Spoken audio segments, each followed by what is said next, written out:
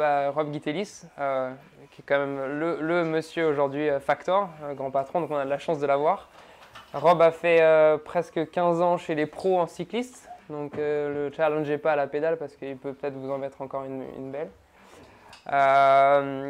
Et aujourd'hui, Rob est donc à Taïwan, il s'occupe de Factor là-bas directement.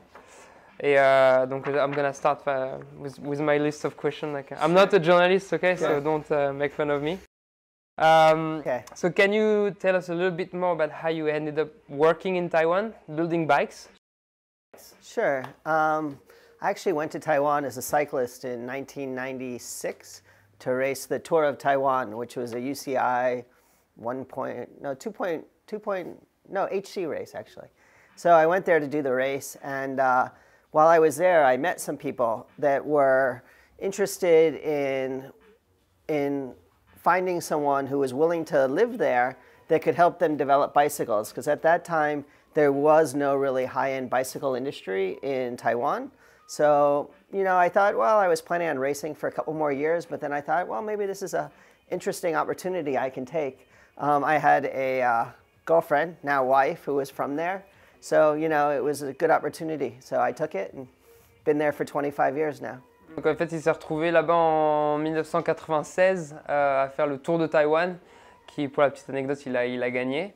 Ça, il ne l'a pas dit, mais je le rajoute quand même. Et donc, il s'est retrouvé là-bas. Il pensait continuer à faire quelques années en pro en plus, mais il a rencontré des gens qui cherchaient des personnes qui s'y connaissaient un petit peu dans le vélo pour essayer de développer des marques plutôt haut de gamme à Taïwan, qui à l'époque c'était pas du tout encore le cas. Il y a aussi une histoire de girlfriend, hein, donc une petite amie qui aujourd'hui est devenue sa femme. Donc voilà, tout ça a fait qu'il est resté plus ou moins à Taïwan depuis le temps. And so you met those people. What did they wanted you to do, and what did you do for them? I ended up working for the very first carbon fiber factory in Taiwan, which is really the first carbon fiber factory in Asia. It's called Advanced Composites, and they wanted me to test ride the bicycles to give them feedback, because they knew about carbon fiber, but they didn't really know about bicycles, so they needed someone who understood those. And it just so happened that I also have an engineering degree, chemical engineering, but because, you know, I understood engineering, I was able to offer more than just cycling. I could offer a lot of input, and I could go, you know, I learned a lot about the material over the years that I was working there. So, you know, it enabled us to, you know, really become the very first carbon fiber factory. Actually, our first customer was Look from here in France. So Look actually came to that factory and did a little bit of a technology transfer, because they were looking for their first Asian supplier, because they were making bikes in Navarre. And that's how it all got started. Les personnes qu'il a rencontrées à Taïwan, c'est les gens qui ont lancé la première usine de fabrication de carbone à Taïwan, et donc la première en Asie. Ce qu'ils ont demandé à Rob, c'est à première vue de tester les vélos, parce qu'eux s'y connaissaient fortement en carbone, mais n'avaient pas forcément cet aspect vélo, et donc il fallait quelqu'un qui s'y connaisse, qui ait quelques années d'expérience en tant que coureur, pour tester les produits, voir la réactivité des vélos. Et Rob a aussi un diplôme ingénieur en mécanique. Et donc, en mixant justement ce côté coureur cycliste et connaissance du carbone et la fabrication carbone, il a commencé à travailler avec cette entreprise là-bas directement.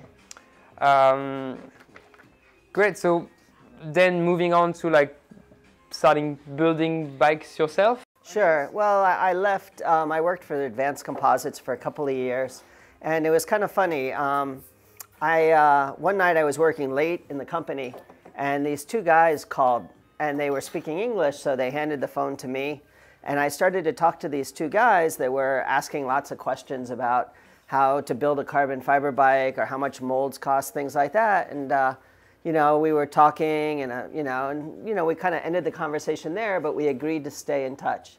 Turns out these were the two owners of Cervelo who called. Okay. And so at that time, they were just starting Cervelo. And so they needed somebody in Taiwan who could help them to develop bikes. So I left that company, started my own company. One of my first customers was Cervelo. And so the first year for Cervelo, we made 25 bicycles. Donc il a travaillé pour cette entreprise pendant à peu près 2 ans. Et un soir, ils ont reçu un appel à cette entreprise de carbone de 2 personnes qui parlaient anglais. Savoir que Rob parle chinois, donc quand il était là-bas, il travaillait exclusivement en chinois. Et donc ils ont donné le téléphone à Rob en disant ils parlent anglais, on ne comprend pas ce qu'ils veulent, parle-leur. Et en fait, c'est deux personnes qui voulaient prendre des renseignements sur comment construire des vélos en carbone, avoir plus d'informations et tout ça. Et en fait, ces deux personnes, c'était les patrons de Cervélo. Ça, Cervélo, je pense que vous l'avez tous compris. Donc voilà, ça en est resté un peu là. Rob a ouvert son entreprise de fabrication de carbone lui-même et son premier client, ça a été Cervélo. Et la première année, ils ont construit 25 vélos. Voilà. So, how did you go from 25 bikes to more? Well, to go to 40,000, it was a step-by-step process. Yeah, so the first year was 25, the next year and on. But no, we had a number. So I built a number of factories both in Taiwan and in China over the years. I've had as many as 3,000 employees. Right now we have around 200 employees, but have always been producing carbon fiber. There was a time where we were producing 100% of Cervelo, 100% of Santa Cruz, Canyon, Zip, Envy, pretty much, the most famous brands were all working with my company. Until about 4 years ago when I just decided, I've had enough. Donc depuis jusqu'à il y a 4 ans, l'entreprise de Rob qui est montée il avait plus de 3000 employés à une certaine époque, a construit 100%, pendant une certaine période, 100% des vélos Cervélo, 100% des vélos Santa Cruz, 100% des Zip, 100% des Envy, donc toutes les grosses marques qu'on connaît tous aujourd'hui. C'est l'entreprise de fabrication de carbone de Rob qui était le manufacturer, le constructeur pour ces marques-là. Et donc aujourd'hui, you said you have 200 employees? Now, yeah. Donc, okay, that's good. Yeah. Donc là, ils ont, chez Factor, ils sont plus de 200 aujourd'hui employés.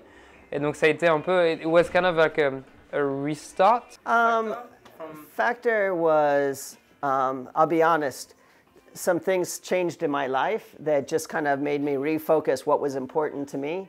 And it was more important that I be working on something that I could take a lot of pride in.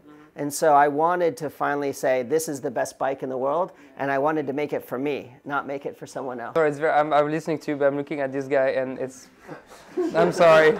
He's saying something very serious, and that's good. Donc Factor, Rob disait qu'il y a eu un changement dans sa vie où construire plein de vélos pour ces grandes marques, c'était intéressant, mais il a passé à une étape où il s'est dit, je voudrais arrêter de faire ça et je voudrais construire pour moi ce que je pense être le meilleur vélo aujourd'hui, sans barrière, sans contradiction, sans étapes à suivre.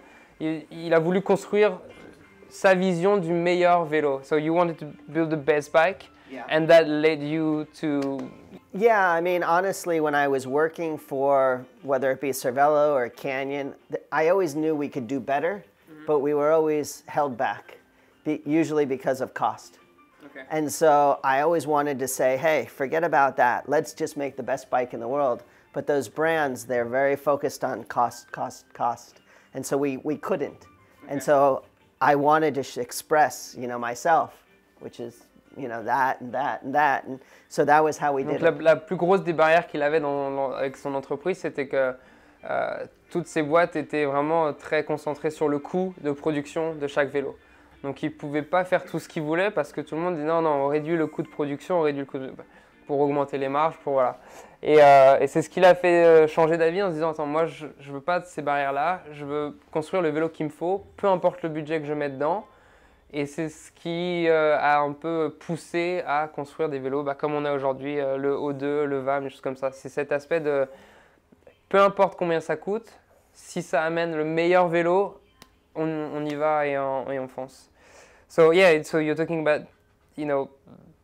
Factor is probably the most expensive, it's in terms of production, it's one of the most expensive bike to produce nowadays. I would say the best way I can explain it is, a few years ago, Cervelo came up with a bike. It was called the RCA. And the RCA was made in the United States, and it was really kind of groundbreaking frame. But the retail price of the RCA was $10,000 US for the frame. Wow. The material cost of the VAM is actually higher than the material cost of the Cervelo RCA. My goal is not to charge the highest and sell the fewest. My goal is I want as many people to experience our frames as possible. And so while we have a frame that's certainly worth $10,000, I know that that would really limit how many would be available in the world. So we made a frame that, while it costs us a lot of money to produce, it's one that it's quite comparable with many other frames in the market as a, the final price to the consumer. Il prend l'exemple de Cervelo qui, il y a quelques années, a lancé un vélo qui s'appelle le RCA, le RCA, qui avait pareil, un coût de production assez élevé, mais dont le cadre était en vente à 10 000 euros, le cadre. Aujourd'hui, le Factor a des coûts de production qui sont plus élevés que les coûts de production de ce Cervelo-là à l'époque, avec un cadre qui est quand même presque 2 fois moins cher que ça. Donc l'idée, c'était pas non plus de créer quelque chose qui allait coûter extrêmement cher de ne pas pouvoir le vendre, mais essayer de créer quelque chose de très performant, peu importe le prix, mais qui soit quand même accessible à une grande partie de la population, une grande partie de cyclistes. Nowadays, you have 5 bikes that, you have the O2, the VAM, the One, the Sleek, and the Vista. Yes. Is there one that kind of stands out for you? Well, I think it's important to understand I didn't create Factor. Factor was actually a brand that I bought from Aston Martin. And Aston Martin actually were the company that patented the split down tube on the One. Okay. The split down tube really does what it's said to do. It really makes for a very aerodynamic bicycle. It also makes for a very stiff bicycle because of the way that you have the twin down tubes and it's very wide at the bottom bracket, but you're not giving up aerodynamics by doing it that way. So I'd like to take the responsibility for that, but actually that was Aston Martin's patent that we purchased. We won't tell anyone, don't worry. But I think that if we look at Factor, to make that frame is very, very, very difficult to have that split down tube. And so, while, we're very proud of all of our models, if I think of one model that is truly engineering driven, it's the Factor One. Donc, je vais demander si, donc il y a 5 vélos aujourd'hui dans la gamme Factor. Je vais demander s'il y en avait un qui sortait un peu du lot pour lui en tout cas. Et il m'a parlé du One qu'on a en exposition sur le premier, la première table ici.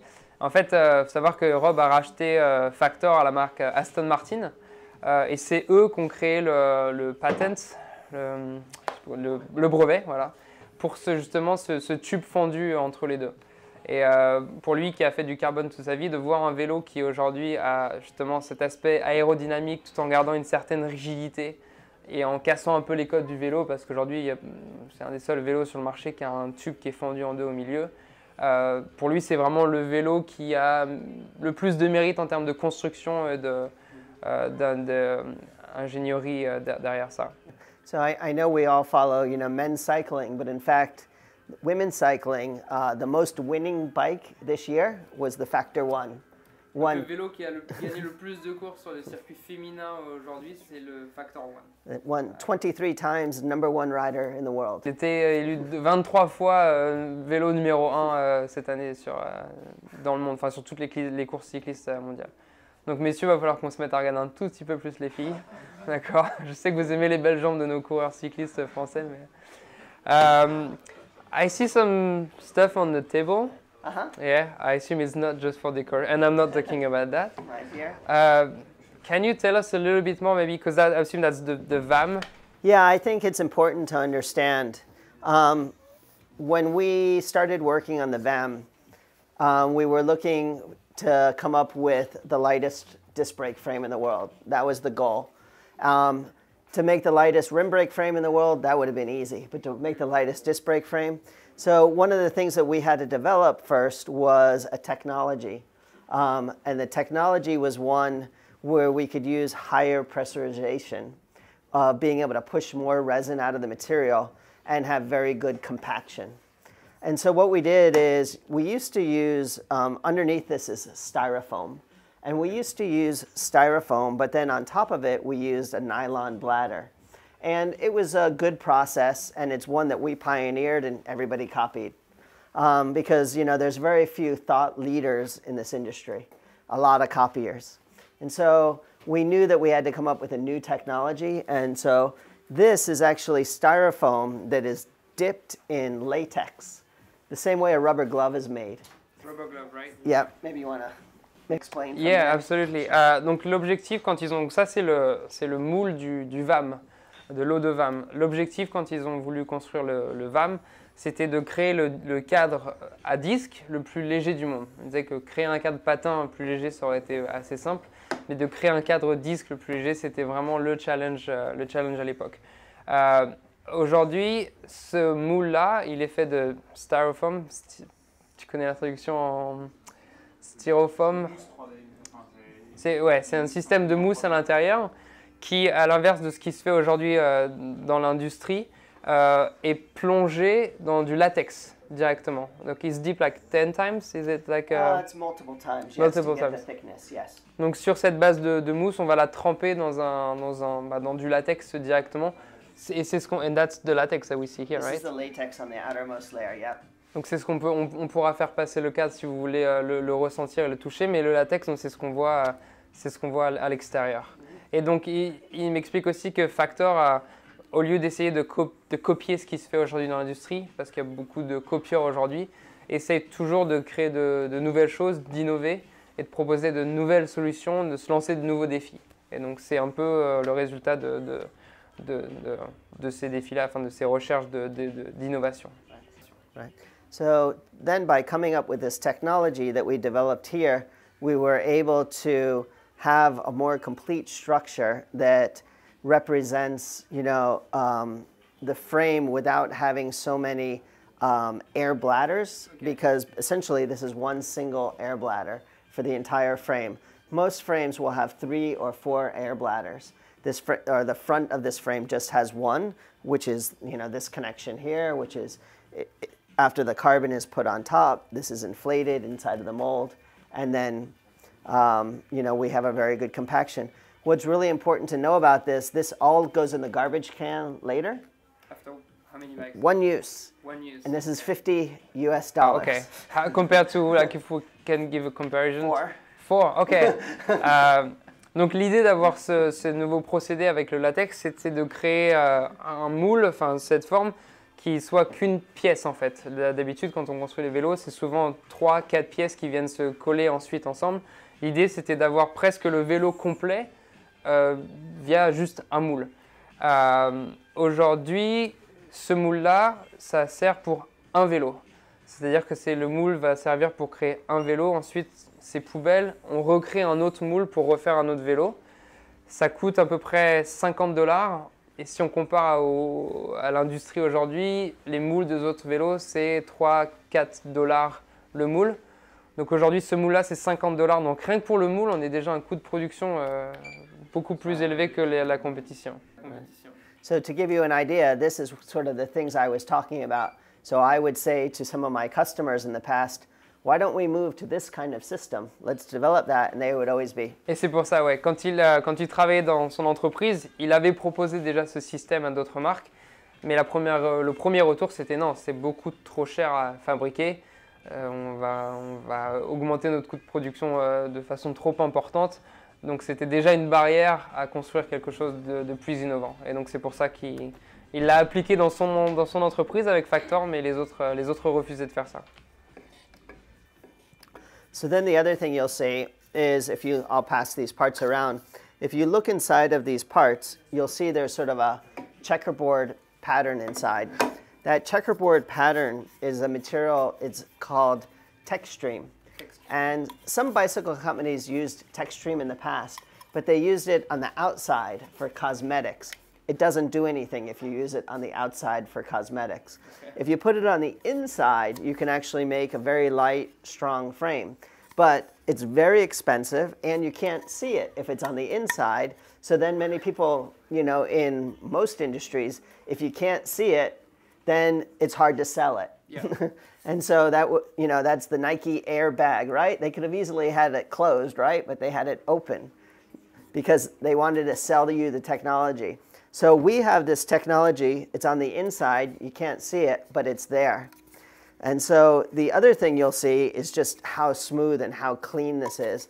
I'm sure everybody here has been, making bikes for many years, and they've tried to route cables and things through, and they've gotten hung up. But then when you look at this part, you'll see that it's nearly as perfect inside as it is outside.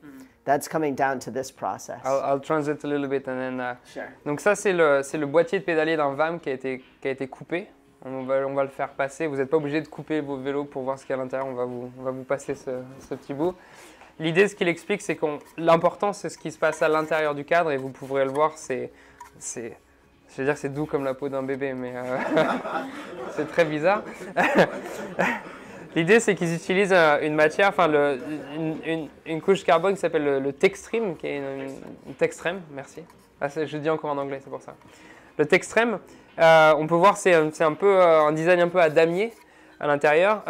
D'autres entreprises l'utilisaient avant, mais le mettaient à l'extérieur de leur vélo parce qu'il y a un côté esthétique sympa, on pourrait le voir. Sauf que quand c'est mis à l'extérieur d'un cadre, ça ne sert absolument à rien à la rigidité et à la qualité d'un cadre et du carbone. L'important, c'est de l'utiliser à l'intérieur. Et ça, je pourrais lui demander exactement pourquoi. Il comparait ça un peu aux bulles qu'on avait sur les Nike, j'ai jamais eu des Air Max ou je sais plus. Il aurait pu très bien les fermer, mais l'idée c'était de voir les bulles. Donc c'est un peu le même concept qu'on a ici avec le Textreme. Why is it? Can you focus a bit on why is it better on the inside than on the outside? Well, our engineer there could probably tell you, but but the most important thing is as you get further out in a composite structure, the material starts to do less and less as it's moving further to the outside. So almost all of your strength lies in the innermost layers. And then so what's happening is the Textreme, which comes from Sweden, it's a very, very, very thin material that's actually woven together. And so it's a woven material, that's why you see the checkerboard. Yeah. But what it's doing is it's acting as kind of like a ballistic carbon. It's really the structure of the product before the stiffening carbon is put on. But if you put that ballistic carbon on the outside, it just becomes cosmetic. It just becomes like wallpaper. It does absolutely nothing. I realize that I have no idea how to translate that now. Okay. So if you want to hear about that translation, come back on the video and we'll have it translated for you later. On va la traduire sur la vidéo. On va la traduire plus tard sur la vidéo parce que je me rends compte que j'ai aucune idée de comment traduire ces points techniques. Donc si vous voulez en apprendre plus, on vous partagera la vidéo traduite d'ici quelques semaines. L'autre point que Rob a dit, c'est justement ce côté très doux à l'intérieur du cadre et très lisse où il y a c'est très épuré. Ça vient aussi de cette fabrication en latex où il y a une expansion du latex beaucoup plus importante que sur d'autres procédés. Et je peux faire, can I make it right? Je peux vous faire passer, vous pouvez toucher vraiment l'intérieur pour voir et on peut voir les deux. Et donc ça c'est le haut du. So then some of the other things about the VAM is it's also using a material called boron.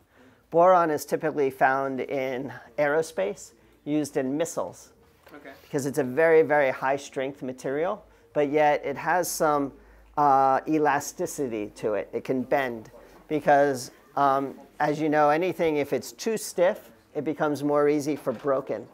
And so what happens is we put the boron in the back of the seat tube here. So when you have the seat post there, what's happening is, the seat post is bending a little bit, but also your seat tube is bending a little bit. Okay. And what we want is we want something that's very rigid, but we want it to be able to bend without having what we call the oil can effect. Oil can is when it almost looks like it's breathing. Okay. And that's something we don't want to have. And so by using boron, we come that. And I imagine boron is a bit more expensive. It's quite a bit more expensive, yeah. Une autre spécificité du cadre VAM, c'est qu'ils utilisent un carbone qui s'appelle le boron, qui est un carbone qui est utilisé principalement dans l'aérospatial par rapport à sa capacité à être plus flexible, donc à moins casser sous la pression, mais en ayant quand même cette rigidité qu'on peut retrouver sans qu'il perde de sa rigidité justement. Et le boron est principalement placé, I'm gonna take that again, sur l'arrière du tube de sel, voilà. Parce que justement le tube de sel va créer une vraie pression, va appuyer donc va essayer de bouger un peu le carbone. Donc il faut une certaine flexibilité et en même temps il faut une grande rigidité pour pas que ça se plie, pour pas que ça casse. Et donc c'est là où principalement le boron, is it only applied here? Only on the seat tube. D'accord, donc le boron va vraiment s'appliquer que sur la partie arrière du tube de sel, justement pour pallier cette grosse contrainte de rigidité et flexibilité qui est sur le vélo. Okay, that's very interesting. Thank you for that. I hope they understood most of it.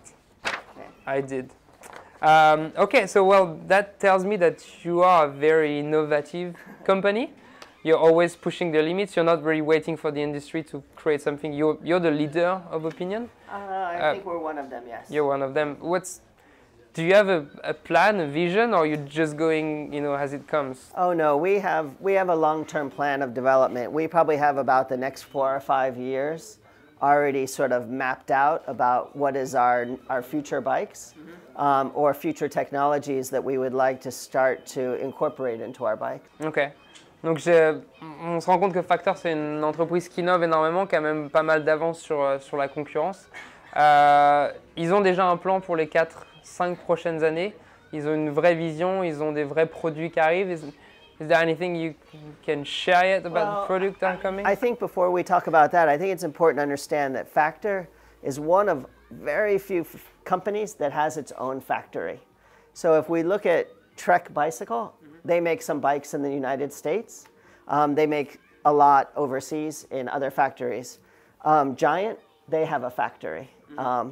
And that's pretty much it. I believe that Look, actually, they have a small factory in Tunisia, but they only make about 10% of their frames. Factor makes 100% of everything that we produce in our own factory. So, that means we have absolute control over the product. And you're there, right? I live there. Yeah. And it means that we can also adapt very quickly as trends come in the marketplace. While I tell you we already have a long-term plan, but as trends develop, we can also move very quickly to adapt our products or be developing other products based on those trends in the market. Back when I was manufacturing bikes for other companies, we would say to them, usually they would come with a project and we tell them, yeah, it's going to be about a year and a half. The reality is it takes about 4 months when we do it for ourselves. Okay. And so, by having our own factory, that's a huge advantage. That means that, I don't have to work with an outside company and buy 1,000 pieces. And then if I find there's a problem with those 1,000 pieces, what do I do, right? Sell them. You sell them or you figure out how to fix them. In our case, if there's a complaint from DAG saying, hey, so-and-so had this problem, we can go to the factory. We don't complain. We can go to the factory right away and adjust. And adjust it. Like we saw about the cable. Right. We don't need to wait until we've sold 1,000 frames. We only probably have 12, right? Because every day we're making maybe 30, 40, right? Okay. And so we don't need to worry about having, all of this stock, things like that. So it's a really big advantage that we have. Un gros avantage de la marque Factor, c'est qu'ils ont leur propre usine. Rob est sur place directement. D'ailleurs, ils sont 4 dirigeants en plus des 200 employés, mais il y a une équipe de 4 à la tête de Factor. Ils sont tous à l'usine directement à Taïwan. Aujourd'hui, il y a Trek et Giant qui ont leur propre usine. Le reste, tout le monde fait fabriquer un peu à droite à gauche. Ils achètent des pièces là-bas, ce qui ne leur donne pas un vrai contrôle sur la production et la qualité des produits. L'avantage, c'est qu'aujourd'hui, Factor produit peut-être 30 à 40 cadres par jour, ce qui reste quand même assez limité. Et l'objectif de ce contrôle sur l'usine, c'est que s'il y a des changements, on parlait d'un plan de 4 à 5 ans dans le futur, mais s'il y a des changements des demandes spécifiques qui arrivent, c'est possible d'adapter ça et de changer totalement la production d'un vélo. On en parlait tout à l'heure avec Momo sur le vélo, sur le VAM tout à l'heure. Il me demandait si c'était possible d'avoir un meilleur cache sur le vélo quand on veut l'avoir que en électronique et qu'on n'a pas besoin de faire passer des câbles.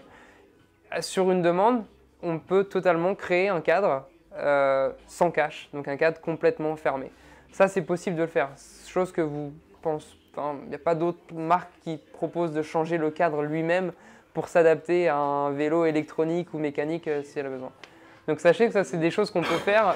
Les vélos sont changés, sont adaptés à la demande et il y a un vrai contrôle de la marque sur la production des vélos.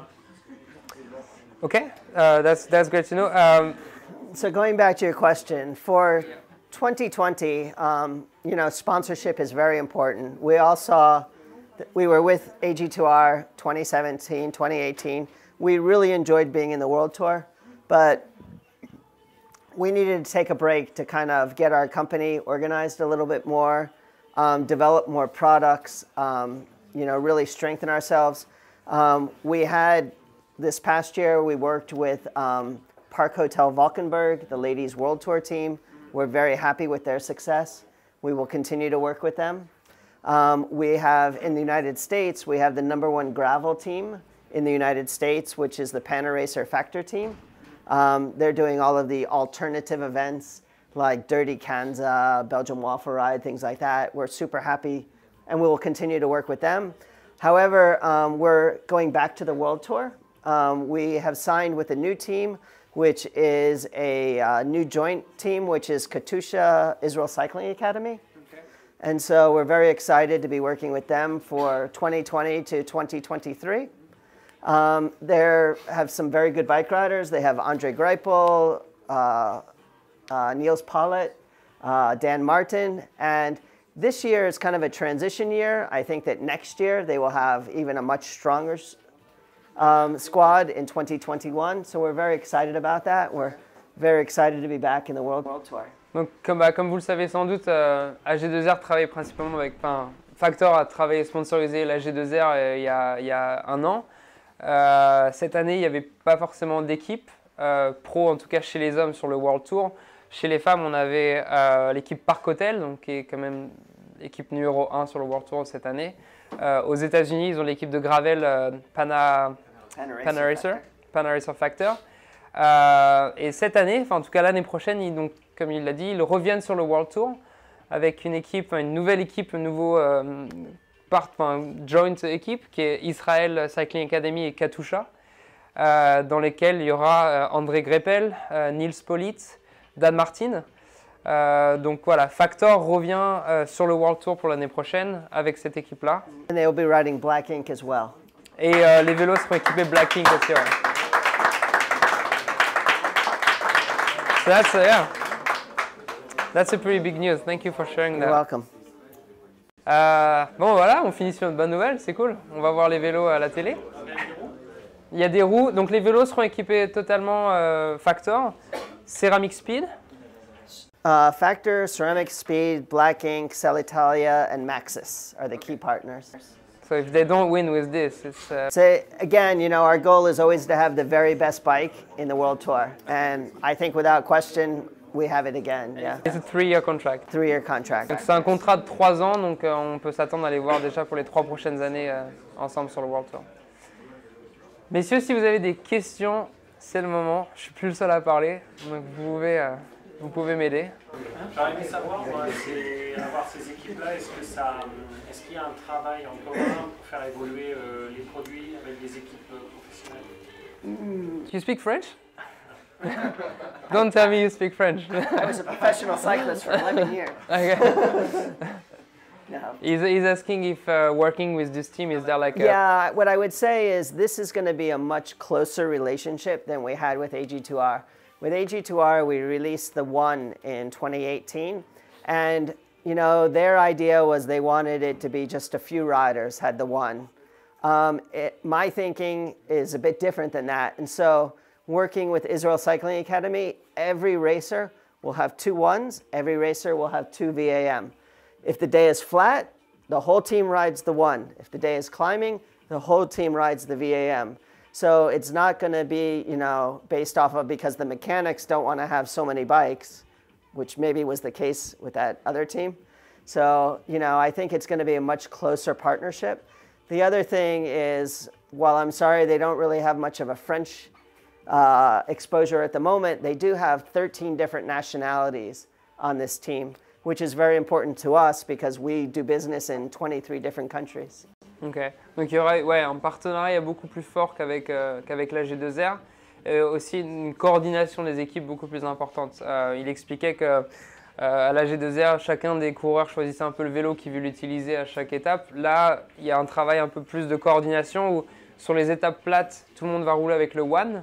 sur les étapes de montée, tout le monde va rouler avec le VAM. Chaque coureur aura 2 vélos, donc 2 WAN chacun et 2 VAM chacun. Il n'y a pas beaucoup de Français dans l'équipe. Ils sont 3. Il y a 3 Français dans l'équipe et le reste. Il y a There's 2 French people and 1 from Britain. And there's 2 French-speaking Canadians as well. Et il y aura 2 Canadiens qui parlent français. Mais il y a 13 nationalités dans l'équipe et donc l'idée de Factor c'est aussi d'avoir ça, c'est parce que ils vendent dans 23 pays et donc d'avoir une exposition à l'international, c'était aussi une recherche commerciale, on peut le dire. Ok, that's do you know the group they're riding Shimano Dura-Ace Di2. Dura-Ace Di2. Benoît, tu parlais tout à l'heure de la mise en place du boron en fait, sur une partie du cadre. Et aujourd'hui, sur les autres parties du cadre, quel type de carbone on va utiliser et quelle est vraiment la caractéristique qu'on va apporter par rapport à ce qu'on utilise aujourd'hui Sur un vélo en particulier ou sur notamment le 2 en fait. Quel type vraiment on va utiliser et quelle est la particularité par rapport à un autre cadre qu'on peut trouver chez un généraliste par exemple. So you're talking about the boron earlier. Yes. Can you tell us a little bit more of the characteristic and maybe the difference between other companies of how do you use carbon and which type of carbon do you use on? Sure. We use in the VAM, there's 4 different types of carbon that we're using. We're using the Textream, which comes from Sweden, as I explained before. That's the woven material. We designate that as a medium modulus material. Then we're using what's called pitch fiber. Pitch fiber is an incredibly strong but very brittle material. And the pitch fiber, we just put down the sides of the tubes. So it's only creating a lot of stiffness, but it's not really part of the structure. So it creates a lot of stiffness. Then we're using the boron fiber, which is going down the seat tube here. So the boron fiber is designed to have some flexibility. So it's a very low modulus material, but yet it's a very, very strong material. So what happens with the seat tube is the seat tube sees a lot of flexing, and people then have to build up making the seat tube stronger with normal materials in order to overcome those. Boron can still be very thin, as you see those parts going around. It's very, very thin, but yet it's very, very strong. And so that's why we're able to use boron in the seat tube. So we want that flexibility, which is what gives the comfort in the VAM. Because a lot of people, they ride it, but then they'll go ride for 6 hours and they're amazed how they feel after the 6 hours. And so that's really one of the things that they're feeling is that extra bit of flexibility. And what's the 4th one? 4th material is more of just a standard carbon fiber, but when I say standard, it's still a very high level of carbon fiber. And that's basically the fiber that's sort of the filler materials, because you can't use, you don't want to use, if you made a frame out of all very high stiffness material, the frame would just shatter into pieces when any kind of impact. If you used a frame of all boron, it wouldn't be stiff enough. And so it's kind of like, understanding those materials. And then, it's called a layup. So, the material is not all moving in the same direction. It's layer upon layer at different angles. And that's how you're creating the structure. And so it's really sort of understanding that. So, there's computer programs that you can work with, and they get you somewhat close. But a lot of it comes down to experience. And the other thing that comes down to is time. Because we'll make about 50 different samples. We'll go ride 50 different samples, get feedback, and then constantly evolve. We're not just making 1 or 2 samples and yep, it's good, let's go to production, which many companies do. So, ouais, donc je ne vais pas tout expliquer en détail, mais en gros l'idée c'est qu'ils utilisent 4 types de fibres différentes, placées à chaque fois à des endroits stratégiques dans le vélo pour répondre à certaines caractéristiques. Le Textrem, quand on parlait tout à l'heure, le boron qui vient se placer juste donc, à l'arrière du tube de sel. Et par rapport à ta question, c'était par rapport aux autres compagnies ce qu'ils utilisent. L'intérêt d'utiliser du boron, qui est utilisé pratiquement que chez Factor parce que ça coûte très cher, c'est que c'est un matériel qui va rester très fin. Donc là où les autres vont compenser justement ce devoir de rigidité en mettant des couches plus épaisses et donc du coup en amenant plus de poids, le boron va rester très fin et va amener ce côté rigide au vélo. Et ensuite, il y a le pitch fiber qui va être placé que sur les côtés du cadre pour amener juste un effet de rigidité sur le tube principal.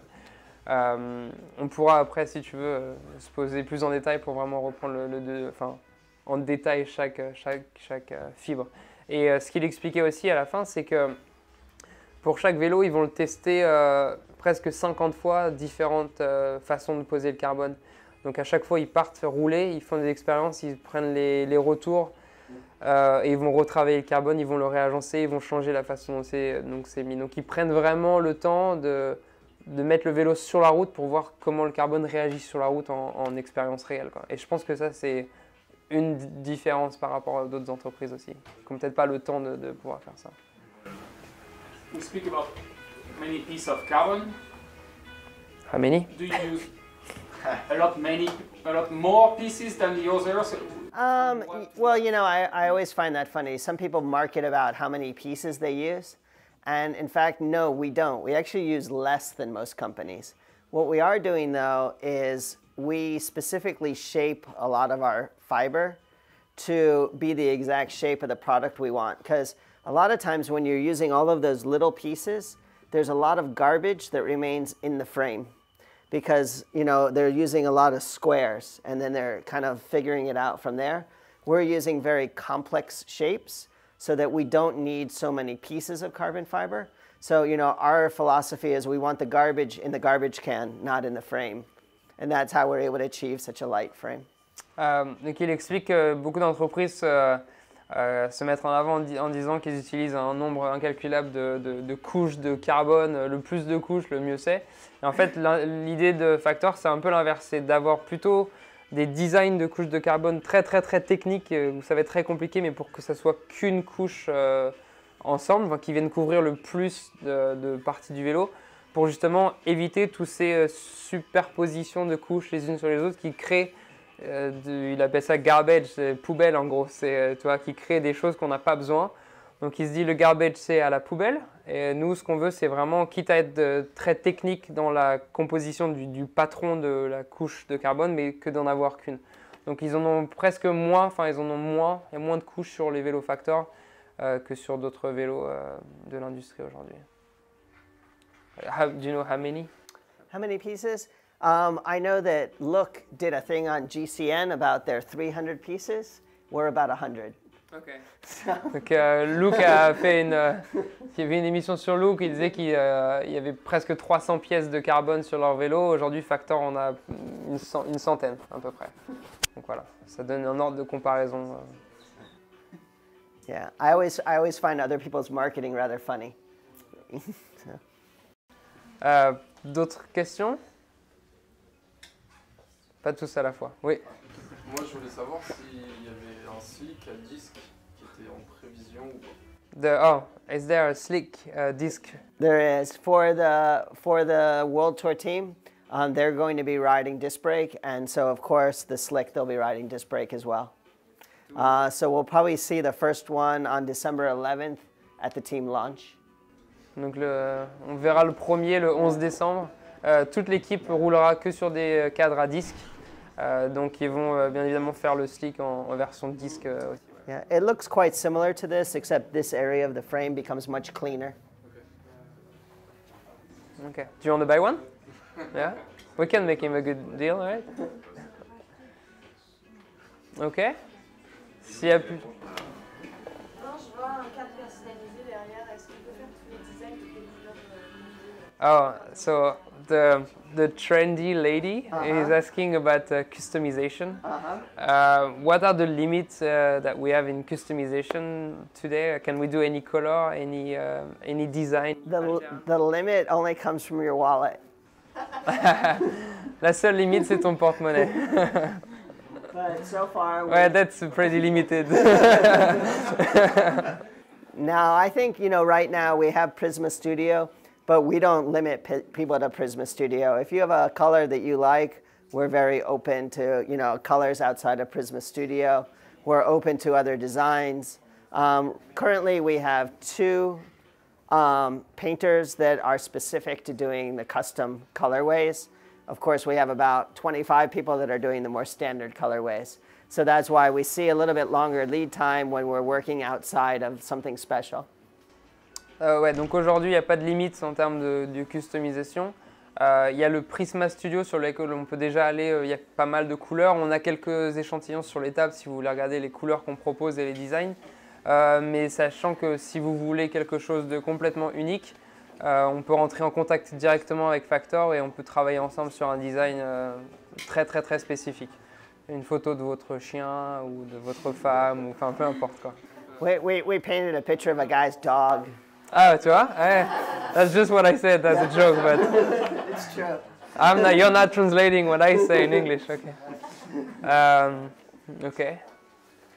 Benoît, c'est une question nette, mais why is the name Factor? Pourquoi le nom Factor?